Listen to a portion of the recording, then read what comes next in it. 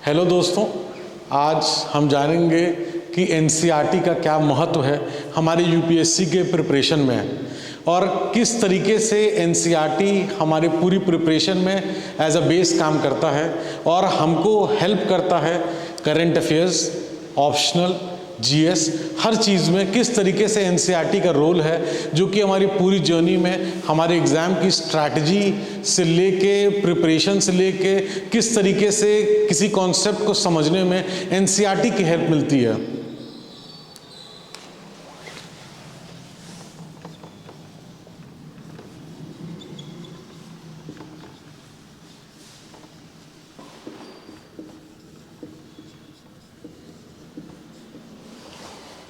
पहले तो एनसीईआरटी क्योंकि printed by government of India, official एक तरीके से एनसीईआरटी जो है वो गवर्नमेंट मटेरियल है और गवर्नमेंट द्वारा प्रिंटेड है, तो डेफिनेटली उसकी ऑथेंटिसिटी जो है वो सबसे हाईएस्ट है। कोई भी प्रिपरेशन हम करें, कोई भी नोट्स पढ़ें, उसकी ऑथेंटिसिटी बहुत इंपॉर्टेंट है। तो जो एनसीईआरटी है वो डेफिनेटली क्योंकि गवर्नमेंट द्वारा प्रिंटेड है तो उसकी ऑथेंटिसिटी पे कोई डाउट नहीं है। प्लस वो एनसीईआरटी हमारे बेस का काम करता है। सपोज कि कोई लॉ के बैकग्राउंड का है तो उसके लिए polity is definitely very easy, but इसी लॉ के बैकग्राउंड वाले के लिए हो सकता है इकोनॉमिक्स इज वेरी टफ कुछ लोगों के लिए।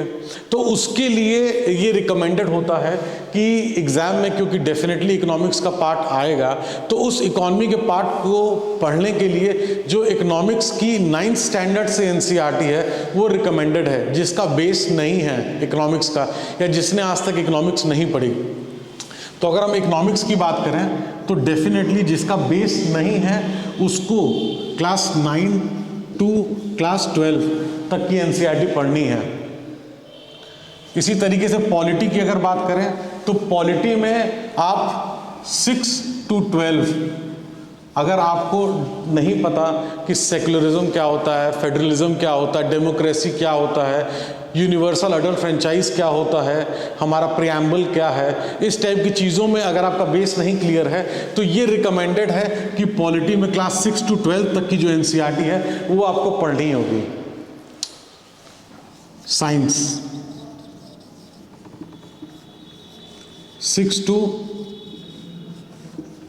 10 तक की एनसीईआरटी साइंस के लिए बोला जाता है कि अति आवश्यक है एक बेस बनाने के लिए। 6 to 10 से एनसीईआरटी से जो बेसिक फिजिक्स है, बेसिक केमिस्ट्री है, उससे भी डायरेक्टली क्वेश्चन आ जाते हैं। प्लस बायोलॉजी का, बायो का चैप्टर्स हैं जो कि कुछ चैप्टर्स आपके क्लास 11 एंड कुछ चैप्टर्स आपके क्लास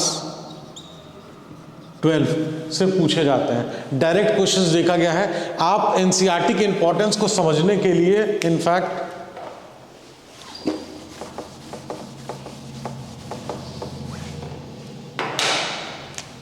प्रीवियस ईयर क्वेश्चंस जो हैं वो भी देख सकते हैं। उससे आपको अंडरस्टैंडिंग एक मिल जाएगी कि किस तरीके से क्वेश्चंस आए हैं पीछे एनसीईआरटी से एंड किस टाइप के क्वेश्चंस इनफैक्ट जब अपनी जर्नी प्लान करते हैं यूपीएससी की तो उसकी स्ट्रैटेजी प्लानिंग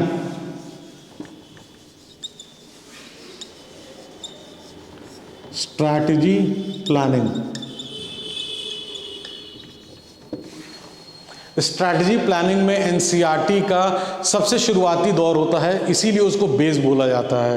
क्योंकि हर स्टूडेंट का किसी भी फील्ड से हो, कोई ना कोई फील्ड ऐसा होता है जो कि या तो वीक हो या उसको थॉरो रिवीजन की ज़रूरत हो, जो यूपीएससी के सिलेबस के हिसाब से।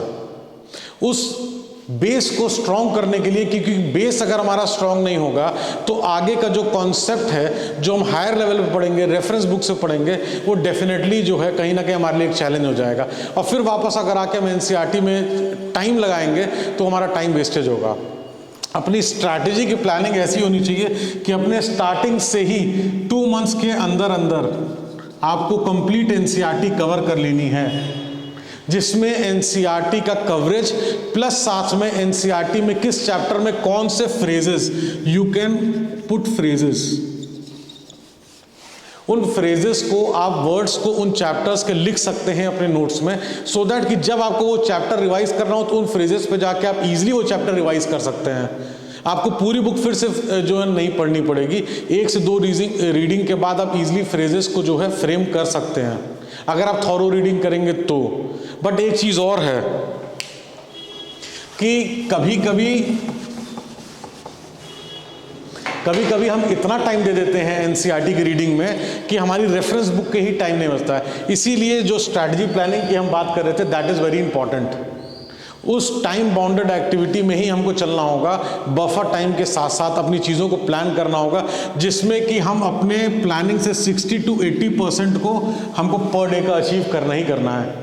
अगर हम पर डे 8 आवर्स 10 आवर्स जो भी प्लान कर रहे हैं, लेकिन उसका अचीव करने का जो मंत्र है उसको हमको प्लानिंग करना पड़ेगा। इसी तरीके से पॉलिटिक्स,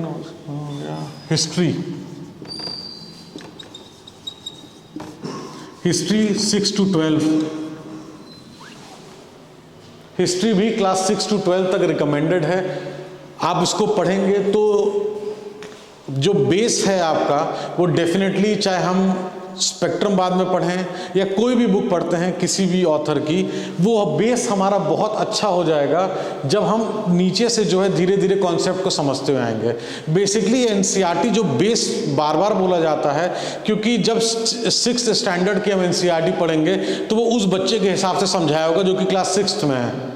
और आमतौर से जो लोग यूपीएससी प्रिपरेशन कर रहे हैं वो या तो ग्रेजुएशन के अंदर होते हैं या ग्रेजुएशन कर रहे होते हैं, तो डेफिनेटली वो एक बहुत अच्छा बेस का काम करेगा, हमारी एक अंडरस्टैंडिंग जो कॉन्सेप्ट है उसको डेवलप कराएगा।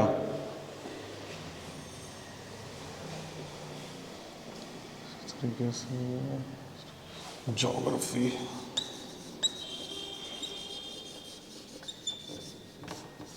Geography is considered to be the most important part of NCERT, क्योंकि इस सब्जेक्ट से बहुत सारे क्वेश्चंस आते हैं and strongly recommended 6 to 12, strongly recommended 6 to 12 because geography is something की बहुत इंपॉर्टेंट है इसकी NCERT।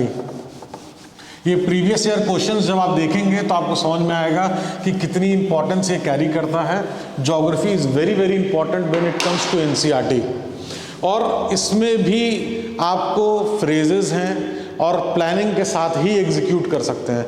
कोई भी NCERT ऐसा नहीं है कि आपको बहुत ज़्यादा टाइम देना है, बट डेफिनेटली उतना टाइम देना है जितना आप रिटेन कर सकते हैं, क्योंकि कुछ भी पढ़ लीजिए अगर रिटेन नहीं करेंगे तो it's very very difficult to interconnect. Retaining power आपको अपनी टेस्ट करनी होगी, वो खुद करनी होगी। आप ये भी कर सकते हैं कि आपने NCERT रीड किया, जो भी चैप्टर रीड किया या बुक कंप्लीट करी, तो उस चैप्टर को या बुक को जो भी आपको कन्वीनियंट लगे आप अपने फ्रेंड्स के साथ या फैमिली के साथ डिस्कस भी कर सकते हैं। उससे आपको ये पता चलेगा कि आप कितना रिटेन किए हैं और किस तरीके से आप उस चीज़ को प्रेजेंट कर सकते हैं। बल्कि ये तो मैं कहूँगा कि रिकमेंडेड है कि आप उसको राइटिंग में भी ले लीजिए। तो उससे क्या होगा कि लॉन्ग रन में आपकी एक हैबिट हो जाएगी जो कि एस्से या मेंस की प्रिपरेशन में बहुत हेल्प करेगा। वो राइटिंग प्रैक्टिस अगर हम शुरू से रखेंगे तो डेफिनेटली हमारे मेंस में बहुत ज़्यादा हेल्प करेगा। हमको अननेसेसरी के लिए आंसर राइटिंग प्रैक्टिस के लिए अपना टाइम नहीं देना पड़ेगा, बिकॉज हमारी स्ट्रैटेजी होगी कि डे 1 से हम लिखेंगे। हम कुछ भी लिखें, हम 4 लाइन्स लिखें या 4 पेज लिखें, लेकिन वी शुड राइट समथिंग और द अदर। उससे क्या होगा कि एक अंडरस्टैंडिंग हमारी खुद की डेवलप होगी, हम खुद को जज कर पाएंगे कि हम कितने चीज़ों को अच्छे से ग्रैस्प कर पा रहे हैं, रिटेन कर पा रहे हैं और कितने अच्छे से हम आंसर्स को प्रेजेंट कर पा रहे हैं। और NCERT में बेसिकली जो हम स्ट्रैटेजी डिस्कस कर रहे थे उसका इंपॉर्टेंस डिस्कस कर रहे थे, और उसी को लेते हुए एक छोटा सा वीडियो ये प्लान था कि जिसमें हम बता सकें जो बच्चे सोचते हैं कि NCERT पढ़ें ना पढ़ें, कैसे पढ़ें। तो उसके लिए प्लान है कि आपको पढ़ना है। आपकी तैयारी में जब ये बेस का काम करेगा, ये गवर्नमेंट का खुद का मटीरियल है, तो डेफिनेटली इसको हम गवर्नमेंट एग्जाम में छोड़ नहीं सकते हैं। मेरे हिसाब से इसको पढ़ना चाहिए और उतना ही टाइम देना चाहिए जो कि आपका प्लान्ड हो, आपकी स्ट्रैटेजी में प्लान्ड हो।